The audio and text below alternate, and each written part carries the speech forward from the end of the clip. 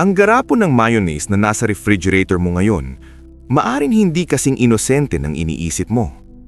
Hindi ito tungkol sa obscure brand na mabibili lang sa sulok ng palengke. Pinag-uusapan natin ang mga kilalang mayonnaise brands na mabibili rin sa Pilipinas, sa grocery, sa convenience store, sa online shops. Ang mayo ay bahagi na ng Filipino kitchen, sa sandwich, sa tuna spread, sa macaroni salad, sa coleslaw, sa potato salad tuwing handaan. Ito ay comfort food, family food. Pero narito ang hindi madalas pag-usapan. Karamihan sa commercial mayonnaise ay gawa sa highly refined seed oils tulad ng soybean oil at canola oil. Ang mga langis na ito ay hindi simpleng piniga mula sa buto. Dumaan ito sa industrial processing, extraction gamit ang chemical solvents, bleaching, deodorizing at high-heat refining. Ang resulta? Isang produktong halos wala ng natural nutrients. Maraming research ang nag-uugnay sa sobrang konsumo ng omega-6 fatty acids mula sa refined seed oils sa chronic inflammation. At ang chronic inflammation ay konektado sa obesity, type 2 diabetes, heart disease, at metabolic syndrome. Hindi ito conspiracy theory. Ito ay aktibong pinag-aaralan sa nutritional science. At hindi lang yon, maraming mainstream mayonnaise brands ang may added sugar, chemical preservatives, vague ingredients tulad ng natural flavors, at eggs mula sa industrial cage systems. At sa paglipas ng mga taon, maraming kumpanya ang tahimik na nag-adjust ng kanilang recipes. Mas murang sangkap, mas mataas na shelf life, mas mababang production cost, habang tumataas ang presyo. Ngayon, pag-uusapan natin ang 8 mayonnaise brands na dapat mong pag-isipan bago gawing regular sa kusina mo. Hindi ito panic video, ito ay label reading video. Sa dulo, ibibigay ko rin ang mas maayos na alternatibo at kung paano ka makakaiwas sa pinaka-problematic na ingredients. Simulan natin. Numero 8. Lady's Choice Mayonnaise. Kung may pinakakilalang mayonnaise brand sa Pilipinas, ito na yon. Lady's Choice ay halos default choice sa maraming Filipino households. Ito ang ginagamit sa macaroni salad tuwing Pasko, sa sandwich spreads ng mga bata at sa tuna mixes. Pero ano ga talaga ang nasa loob ng garapon? Kapag binasa mo ang ingredient list, ang pangunahing sangkap ay vegetable oil, kadalasan soybean oil. Ang soybean oil ay isa sa pinaka-common seed oil sa mundo.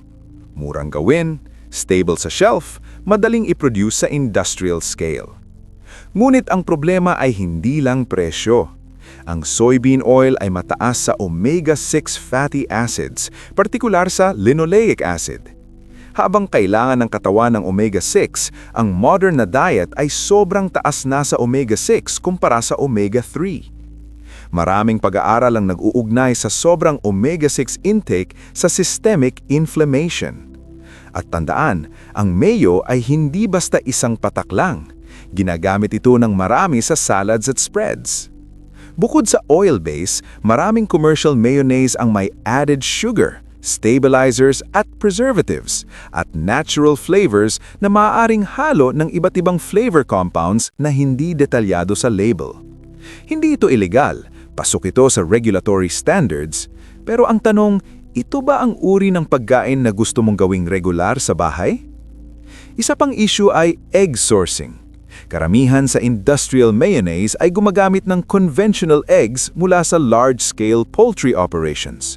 Hindi ito nangangahulugang unsafe, ngunit hindi rin ito katulad ng pasture-raised or cage-free eggs na may mas magandang fatty acid profile. Ang mas malaking problema? Familiarity. Kapag ang brand ay dekada mo nang ginagamit, hindi mo na binabasa ang label. At dito nagiging komportable ang malalaking kumpanya dahil alam nilang loyal ang consumer.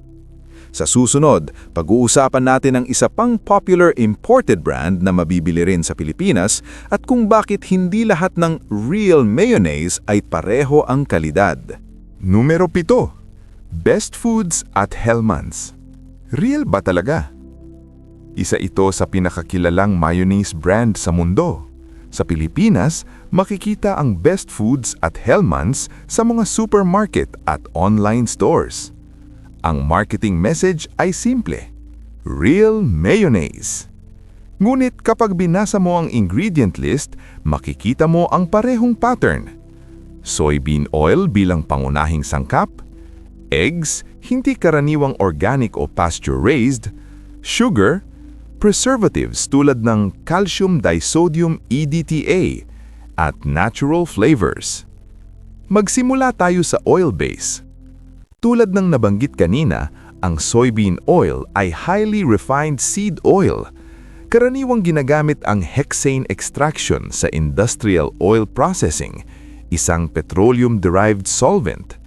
Bagamat ang final product ay dapat nasa safe limits, ang ganitong uri ng processing ay malayo sa traditional kitchen-made mayo. Ang mas mahalagang issue ay omega-6 imbalance. Ang modernong diet sa maraming bansa, kabilang ang Pilipinas, ay mataas na sa seed oils dahil sa fried food, processed snacks, at fast food. Kapag nagdagdagan pa ito ng regular na mayonnaise, lalo pang tumataas ang omega-6 load ng katawan. May mga pag-aaral na nag-uugnay sa sobrang omega-6 intake sa chronic inflammation markers. Ngayon, pag-usapan natin ang preservative. Ang calcium disodium EDTA ay ginagamit upang mapanatili ang kulay at shelf life ng produkto.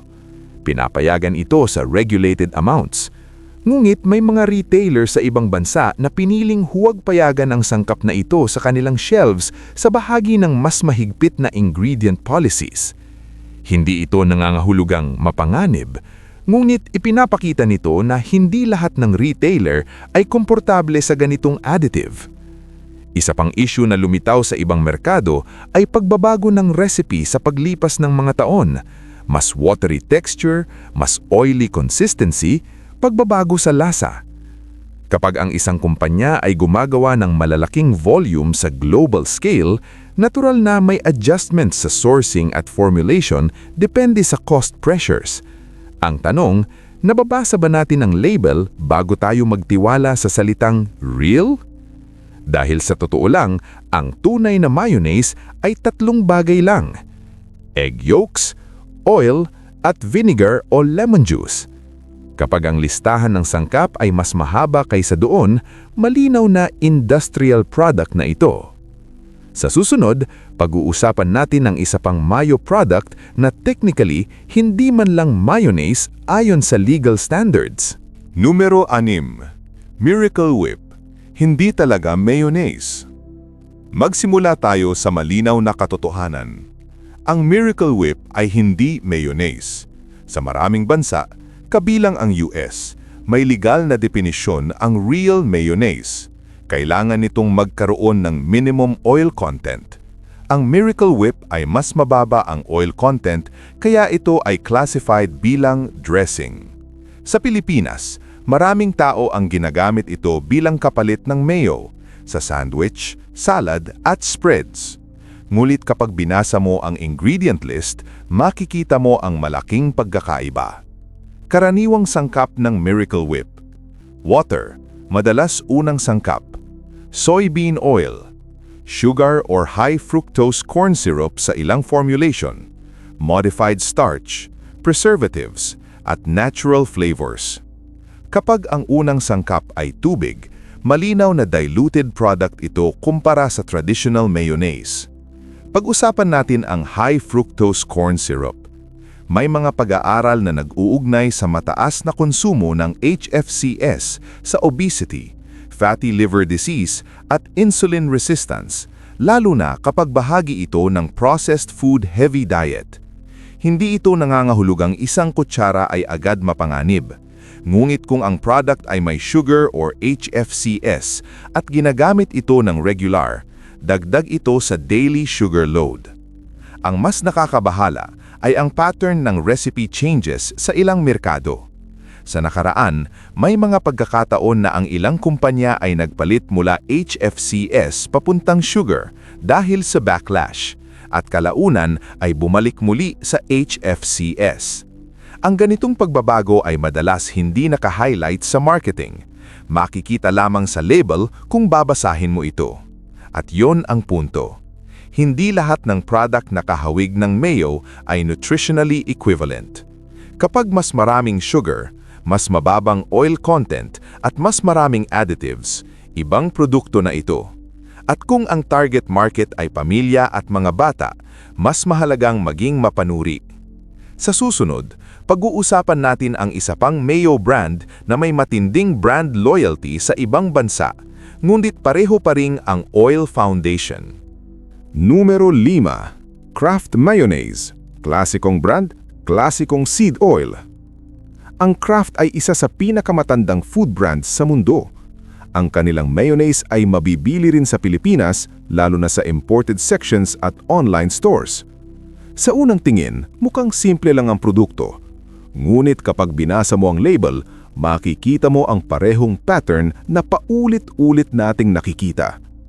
Soybean oil bilang pangunahing sangkap, eggs, sugar, preservatives tulad ng calcium disodium EDTA at natural flavors. Muli, ang pangunahing usapin ay ang oil base. Ang soybean oil ay highly refined seed oil. Ang proseso nito ay hindi katulad ng cold-pressed olive oil o avocado oil. Industrial extraction, bleaching, deodorizing, ito ang karaniwang proseso. May mga pag-aaral na nag-uugnay sa mataas na linoleic acid intake mula sa seed oils sa increased inflammatory markers, lalo na kapag sobrang taas ng omega-6 kumpara sa omega-3 sa diet. Sa Pilipinas, kung saan mataas na ang konsumo ng fried food at processed snacks, ang pagdagdag pa ng seed oil-based mayonnaise sa araw-araw na pagkain ay maaaring magpalala ng imbalance. Pagdating sa preservatives, pinapayagan ng EDTA sa regulated amounts. Mulit, may mga retailers sa ibang bansa na piniling huwag itong payagan sa kanilang shelves bilang bahagi ng mas malinis na ingredient policy. Isa pang issue na madalas lumalabas sa consumer reviews sa ibang merkado ay ang pagbabago ng texture at lasa sa paglipas ng panahon. Kapag ang isang kumpanya ay nag-ooperate sa global scale, natural na may adjustments sa sourcing at formulation depende sa presyo ng raw materials. Ang tanong ay hindi kung illegal ba ito. Ang tanong ay kung ito ba ang pinakamagandang option para sa regular consumption. Mayonnaise ay hindi dessert. Ito ay ginagamit sa araw-araw na pagkain. Kung ang pangunahing sangkap ay highly processed seed oil, dapat bang ito ang default choice? Sa susunod, pag-uusapan natin ang isa pang imported mayonnaise brand na may matinding brand loyalty sa ibang bansa, ngunit may parehong foundational issue. Numero 4. Duke's Mayonnaise. Walang sugar pero pareho pa rin ang pundasyon. Ang Duke's ay may halos cult-like following sa ilang bahagi ng Amerika. May reputasyon nitong mas tunay dahil hindi ito naglalagay ng added sugar at gumagamit ng apple cider vinegar para sa mas tangy na lasa. May ilang ding imported jars na mabibili sa Pilipinas online. Sa unang tingin, mas maganda ito kumpara sa ibang mainstream brands dahil walang added sugar. At oo, ang pag-iwas sa added sugar ay positibong hakbang. Pero tingnan natin ang buong larawan. Ang pangunahing sangkap pa rin ay soybean oil. Ibig sabihin, pareho pa rin ang highly refined seed oil foundation na pinag-uusapan natin mula pa sa simula. Walang sugar, pero kung ang base ay industrially processed seed oil, hindi pa rin ito traditional homemade mayonnaise. Isa pang sangkap na kadalasang makikita sa label, calcium disodium EDTA. Muli, pinapayagan ito sa regulated amounts, ngunit hindi ito bahagi ng traditional mayo recipe. Makikita rin ang natural flavors sa ilang formulation, isang catch-all term na maaaring tumukoy sa halo ng flavor compounds na hindi detalyado sa label. Hindi ito illegal, pero kung ang goal mo ay mas simpleng pagkain na may mas malinaw na sangkap, dapat mong tanungin ang sarili mo kung sapat na ba ang salitang natural. Isa pang usapin ay egg sourcing. Karamihan sa industrial mayonnaise brands ay hindi malinaw kung organic, pasture-raised o cage-free ang eggs na ginagamit. Kapag hindi nakasaad, kadalasan conventional egg production ito. Muli, hindi ito automatic na unsafe, pero hindi rin ito premium quality. Ang malaking pattern na nakikita natin, kahit ang mga brand na may mas magandang marketing claims, no sugar, real taste, classic recipe, ay gumagamit pa rin ng parehong oil base at preservatives tulad ng iba. Sa susunod, pag-uusapan natin ang isang brand na kilala sa global recognition at heritage at kung bakit hindi sapat ang pangalan para maging healthy ang produkto. Numero 3. Heinz Mayonnaise. Malaking pangalan, parehong problema. Ang Heinz ay isa sa pinakakilalang food brand sa mundo. Kilala sa ketchup, sauces, at iba pang condiments. Sa Pilipinas, mabibili rin ang Heinz Mayonnaise sa ilang supermarket at online platforms. Kapag nakita mo ang pangalang na Heinz, may automatic na tiwala ang consumer. Pero tignan natin ang label. Ang pangunahing sangkap pa rin, vegetable oil, kadalasan soybean oil. Kasunod nito ay eggs, vinegar, sugar, stabilizers at preservatives, at natural flavors. Pareho ang pundasyon, highly refined seed oil. At kapag tinignan mo ang nutritional profile, mataas pa rin ang omega-6 fatty acid content kumpara sa omega-3. Kung ang daily diet mo ay may fried chicken, instant noodles, processed snacks, at ngayon ay dagdag pa ang seed oil-based mayo, lalong lumalala ang imbalance. May mga pag-aaral na nag-uugnay sa sobrang omega-6 intake sa pro-inflammatory pathways sa katawan. Hindi ito nangangahulugang isang sandwich ay agad magdudulot ng sakit. Ang problema ay cumulative exposure. Isipin mo ito, mayo sa sandwich, mayo sa salad, mayo sa dips, seed oil sa lutong pagkain, vegetable oil sa fast food. Kapag pinagsama-sama, tumataas ang total intake. Isa pang punto, natural flavors. Sa maraming processed food products, ang natural flavors ay maaaring binubuo ng maraming compounds na hindi detalyado sa label. Legal ito sa ilalim ng food labeling regulations. Ngunit hindi ito transparent sa consumer. Kung gusto mo ng malinaw na pagkain na alam mo ang bawat sangkap, ang ganitong labeling ay hindi ideal. Ang malaking problema sa industriya ay hindi lang isang brand. Ito ay systemic. Karamihan sa mainstream mayonnaise ay gumagamit ng parehong industrial oil base, parehong preservatives at parehong processing logic. At ang mga kumpanya ay nakikinabang sa familiarity. Kapag matagal na ang brand sa merkado, hindi na natin tinatanong. Sa susunod, pag-uusapan natin ang isa pang mainstream mayonnaise product na technically hindi man lang real mayo ayon sa strict definitions at bakit mahalagang maintindihan ang pagkakaiba. Numero 2. Generic or store brand mayonnaise. Mas mura, pero anong kapalit? Sa Pilipinas, maraming supermarket ang may sariling house brand mayonnaise. Mas mura, mas abot kaya, at mukhang kapareho lang ng mas kilalang brands. Ngunit kapag binasa mo ang label, kadalasan pareho pa rin ang pattern. Soybean oil bilang pangunahing sangkap, added sugar, preservatives, stabilizers, natural flavors. Kapag mas mababa ang presyo, kadalasan ay mas mababang production cost din ang target. Hindi ibig sabihin na unsafe ito, ngunit hindi rin ito premium formulation. At kapag hindi malinaw kung saan galing ang oil o eggs, limitado ang transparency.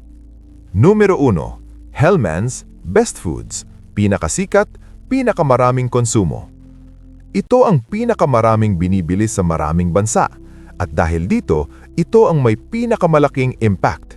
Kapag ang isang produkto ay may parehong issues na tinalakay natin, refined seed oil base, preservatives, additives, at ito pa ang pinakamaraming kinakain ng publiko, mas malaki ang epekto nito sa population level.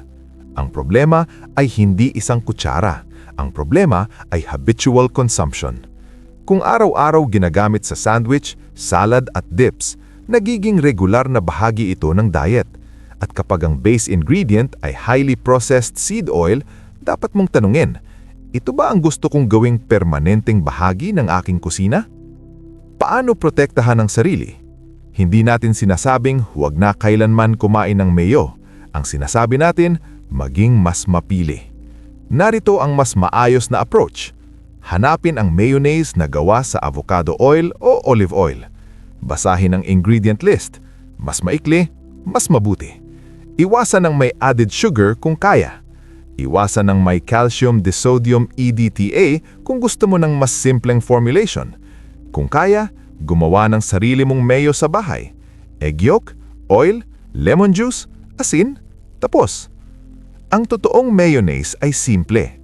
Ang industrial mayonnaise ay komplikado. Ang tanong ay hindi, legal ba ito? Ang tanong ay, ito ba ang pinakamagandang opsyon para sa pang-araw-araw?